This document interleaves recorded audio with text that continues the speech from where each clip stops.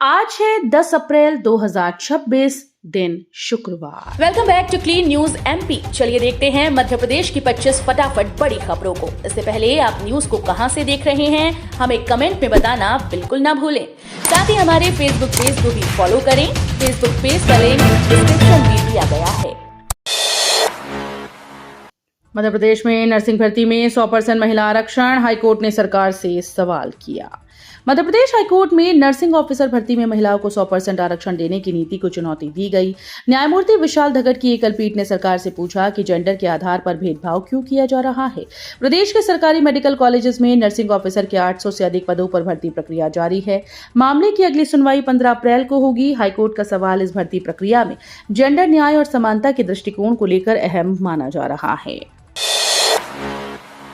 खुशीलाल आयुर्वेद संस्थान में शुरू होगी इमरजेंसी और आईसीयू सुविधाएं, हर्बल गार्डन का विस्तार। पंडित खुशीलाल शर्मा शासकीय स्वशासी आयुर्वेद महाविद्यालय और संस्थान में अब आधुनिक चिकित्सा और शैक्षणिक सुविधाओं का विस्तार होगा। संस्थान में इमरजेंसी यूनिट, आईसीयू, एनआईसीयू जैसी सुविधाएं स्थापित की जाएंगी। इसके अलावा नए छात्रावासों का निर्माण कर छात्रों के आवासीय ढांचे को भी मजबूत किया जाएगा। हर्बल गार्डन का विस्तार भी किया जाएगा। ये निर्णय आयुष मंत्री इंदर सिंह परमार की अध्यक्षता में आयोजित साधारण सभा की बैठक में लिया गया। मध्य प्रदेश में महिला आरक्षण के बाद लोकसभा विधानसभा की सीटें बढ़ने की संभावना। मध्य प्रदेश में नारी शक्ति बंधन अधिनियम के तहत 33% सीटें महिलाओं के लिए आरक्षित की जाएंगी। इसके बाद प्रदेश में लोकसभा और विधानसभा सीटों की संख्या बढ़ने की संभावना है। भारत सरकार इस संबंध में संशोधन विधेयक 16 अप्रैल को संसद में पेश करेगी। इसके साथ ही परिसीमन विधेयक भी लाया जाएगा, जिसमें नए प्रावधानों के अनुसार सीटों में वृद्धि की संभावना है। ये कदम प्रदेश में महिला प्रतिनिधित्व बढ़ाने और लोकतंत्र को और सशक्त बनाने की दिशा में अहम माना जा रहा है। किसानों के लिए खुशखबरी, एमपी के 4 संभागों में गेहूं खरीदी शुरू, बोनस भी मिलेगा। मध्य प्रदेश के किसानों के लिए बड़ी खुशखबरी है। न्यूनतम समर्थन मूल्य पर गेहूं खरीदी गुरुवार से भोपाल, इंदौर, नर्मदापुरम और उज्जैन संभाग में शुरू हो गई। खरीदी के लिए पहले से स्लॉट बुकिंग की गई थी और जिन किसानों ने 9 अप्रैल तुलाई की तारीख चुनी, उनका ही गेहूं खरीदा जाएगा। शेष संभागों में खरीदी 15 अप्रैल से होगी। मुख्यमंत्री डॉक्टर मोहन यादव ने किसानों से कहा कि सरकार हर किसान का गेहूं खरीदेगी और समय पर भुगतान सुनिश्चित करेगी। मध्य प्रदेश में नगरीय निकाय चुनाव होंगे महंगे, डिपॉजिट बढ़ाने का प्रस्ताव। मध्य प्रदेश में जून 2027 में होने वाले नगरीय निकाय चुनाव से पहले प्रत्याशियों के सिक्योरिटी डिपॉजिट बढ़ाने का प्रस्ताव तैयार किया गया। राज्य निर्वाचन आयोग ने इसे सरकार को भेजा। प्रस्ताव के अनुसार नगर निगम महापौर के लिए डिपॉजिट 20,000 रुपए से बढ़ाकर 32,000 और नगर पालिका अध्यक्ष के लिए 15,000 से बढ़ाकर 24,000 रुपए किया जाएगा। इन चुनाव में लगभग 1 लाख प्रत्याशी मैदान में उतर सकते हैं। मध्य प्रदेश में एक देशीय कानून की तैयारी, दिवाली तक लागू हो सकता है यूसीसी। मध्य प्रदेश में समान नागरिक संहिता यानी यूसीसी को लागू करने की तैयारी तेज हो गई। मुख्यमंत्री डॉक्टर मोहन यादव ने सरकार को निर्देश दिए कि दिवाली तक ये कानून राज्य में प्रभावी हो। गृह विभाग को अगले 6 महीने में विधेयक का अंतिम मसौदा तैयार करने का आदेश दिया गया। सहकारिता मंत्री विश्वास सारंग ने कहा कि हर नागरिक के लिए एक समान कानून जरूरी है, जिससे एकता और अखंडता सुनिश्चित होगी। एमपी की सड़कों से हटेंगी 899 पुरानी कमर्शियल बसेस। हाईकोर्ट ने सरकार के कदम को दी हरी झंडी। मध्य प्रदेश की सड़कों से जल्द ही 15 साल पुरानी कमर्शियल बसेस हटाई जाएंगी। राज्य में ऐसी 899 बसेस हैं जिनकी उम्र 15 साल से अधिक हो चुकी है और जो अब खटारा बन चुकी हैं, फिर भी शहरों के बीच यात्री ढो रही हैं। मामले पर बस ऑपरेटर्स ने हाईकोर्ट में याचिका दायर की थी, लेकिन कोर्ट ने इसे खारिज कर दिया। हाईकोर्ट ने स्पष्ट किया कि सरकार को परिवहन नीति बनाने और सड़कों पर केवल सुरक्षित वाहनों को चलाने का अधिकार है। जबलपुर में सबसे ज्यादा खटारा बसेस हैं। भोपाल में स्वच्छता की बड़ी परीक्षा, 45 दिन का सर्वे आज से, सिटीजन फीडबैक अहम। राजधानी भोपाल में 10 अप्रैल से 45 दिन का स्वच्छता सर्वे शुरू हो गया। इस बार सर्वे में सिटीजन फीडबैक को सबसे अधिक महत्व दिया गया। यानी शहर की रैंकिंग अब सिर्फ कागजी आंकड़ों पर नहीं बल्कि आम नागरिकों के अनुभव और जमीनी हकीकत पर तय होगी। नगर निगम के लिए ये बड़ी चुनौती और अग्नि परीक्षा है। पिछले सर्वे में भोपाल ने देश के बड़े शहरों में दूसरा स्थान हासिल किया था। इंदौर का फ्लाइंग रेस्टोरेंट बंद, हाईकोर्ट ने जनहित याचिका निरस्त की। इंदौर के बाईपास स्थित उबुद हवाई रेस्टोरेंट में अब फ्लाइंग डाइनिंग का मजा नहीं मिलेगा। रेस्टोरेंट संचालक ने कोर्ट में बताया कि 31 मार्च को लाइसेंस समाप्त हो गया है, इसलिए सुविधा बंद करनी पड़ी। इस जानकारी के बाद हाईकोर्ट ने यहां दायर जनहित याचिका को निराकृत कर दिया है। वकील अमित सिंह सिसोदिया ने कहा कि निगम और प्रशासन अनुमति न होने की बात कह रहे हैं, लेकिन ये स्पष्ट नहीं कि किस एक्ट के तहत और कहां से अनुमति ली जा सकती है। एमपी में 1.75 लाख से अधिक कर्मचारियों का तबादला मार्च 2027 तक रोका गया।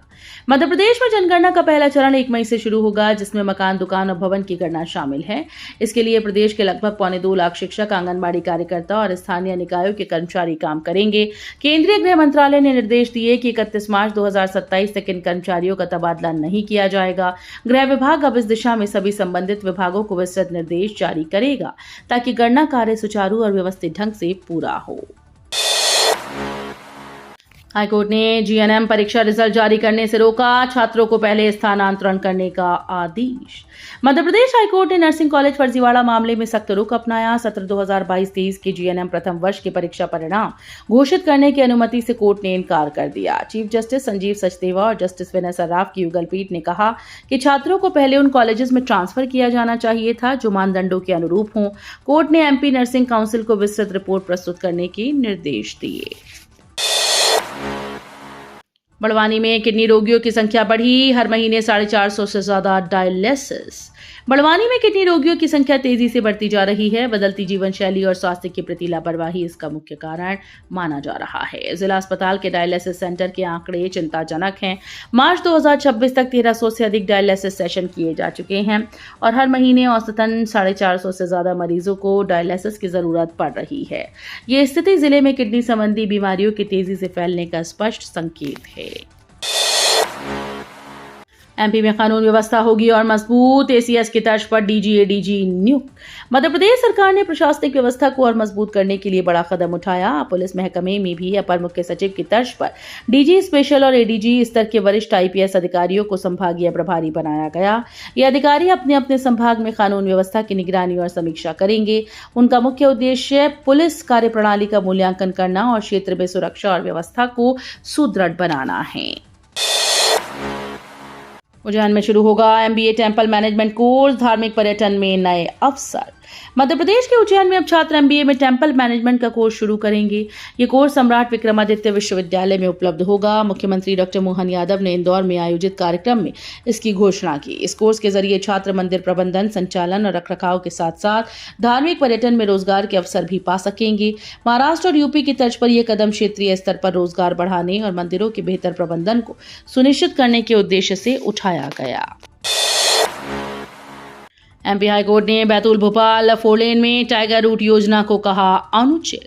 मध्य प्रदेश हाईकोर्ट ने बैतूल भोपाल 4 लेन प्रोजेक्ट में केसला भौरा बरेठा जंगल से गुजर रही सड़क पर टाइगर के लिए बनाए जा रहे रास्ते को अनुचित बताया। मुख्य न्यायाधीश संजीव सचदेवा और न्यायमूर्ति विनय सर्राफ की युगल पीठ ने कहा कि टाइगर का स्वभाव ऐसा है कि वो केवल तभी रास्ता पार करेगा जब उसे सामने जंगल दिखाई देगा। कोर्ट ने इस योजना पर असंतोष जताया और संकेत दिया कि सड़कों के बीच बन रहे मार्ग से टाइगर की सुरक्षा और प्राकृतिक व्यवहार पर नकारात्मक प्रभाव पड़ सकता है। बागेश्वर धाम प्रमुख धीरेन्द्र कृष्ण शास्त्री को कोर्ट से बड़ी जीत, भड़काऊ बयान मामले में क्लीन चिट। देश के चर्चित कथावाचक और बागेश्वर धाम प्रमुख धीरेन्द्र कृष्ण शास्त्री को न्यायालय से बड़ी राहत मिली। उनके खिलाफ भड़काऊ बयान और देशद्रोह मामले में प्रस्तुत निगरानी को प्रथम अपर सत्र न्यायालय शहडोल ने निरस्त कर दिया। शास्त्री की ओर से अधिवक्ता समीर अग्रवाल और शिवम चतुर्वेदी ने पैरवी की। पीठासीन न्यायाधीश कमलेश कुमार कोल ने शास्त्री के पक्ष में आदेश पारित किया। इस फैसले के बाद धीरेन्द्र कृष्ण शास्त्री को कानूनी रूप से क्लीन चिट मिल गई। अक्षय तृतीया पर बाल विवाह पर सख्त कार्रवाई, सेवा देने वालों को भी होगी जिम्मेदारी। भोपाल कलेक्टर कौशलेंद्र विक्रम सिंह ने अक्षय तृतीया के अवसर पर जारी किए गए आदेश में कहा कि जिले में आयोजित होने वाले विवाह समारोहों में बाल विवाह नहीं होने चाहिए। हलवाई, कैटर्स, बैंड बाजे और प्रिंटिंग प्रेस को वर वधू की आयु प्रमाणित करना अनिवार्य होगा। यदि किसी विवाह में बाल विवाह पकड़ा जाता है तो सभी सेवा देने वाले और आयोजकों के खिलाफ सख्त कार्रवाई की जाएगी। 20 अप्रैल को शहर और ग्रामीण क्षेत्रों में आयोजित विवाहों पर लगातार निरीक्षण किया जाएगा। एम्स भोपाल में मातृ मृत्यु के रहस्य की फ्री जांच, बिना पुलिस झंझट ऑटोप्सी सुविधा। मातृ मृत्यु दर में सुविधा और प्रसव के दौरान मौतों के वास्तविक कारण जानने के लिए एम्स भोपाल ने मुफ्त पैथोलॉजिकल ऑटोप्सी की सुविधा शुरू की। ये सेवा परिवारों को अपने प्रियजन की असामयिक मृत्यु के पीछे के वैज्ञानिक कारण समझने में मदद करेगी। खास बात यह है कि ये प्रक्रिया पूरी तरह से पुलिस हस्तक्षेप मुक्त और गरिमापूर्ण तरीके से होती है। आमतौर पर ऑटोप्सी कानूनी कार्यवाही से जुड़ी होती है, लेकिन एम्स की ये सुविधा इसे आसान और झंझट मुक्त बनाती है। भोपाल के छोटे और शाहपुरा तालाबों का सुंदरीकरण, खर्च 11.5 करोड़। भोपाल के छोटे और शाहपुरा तालाबों का सुंदरीकरण और संरक्षण अब तेजी से किया जा रहा है। नगर निगम ने झील प्रकोष्ठ के माध्यम से इसके लिए 11.5 करोड़ रुपए खर्च करने का निर्णय लिया है। दशकों से जमा कचरे और मिट्टी हटाकर तालाबों की गहराई बढ़ाई जाएगी। छोटे तालाब वेटलैंड का हिस्सा होने के कारण पक्का निर्माण नहीं किया जाएगा, केवल पत्थरों से पिंचिंग होगी। सीवेज के पानी को उपचारित कर तालाब में छोड़ा जाएगा। ये कदम भोपाल के नगीना तालाबों की सुरक्षा और सुंदरता बढ़ाने के लिए महत्वपूर्ण है।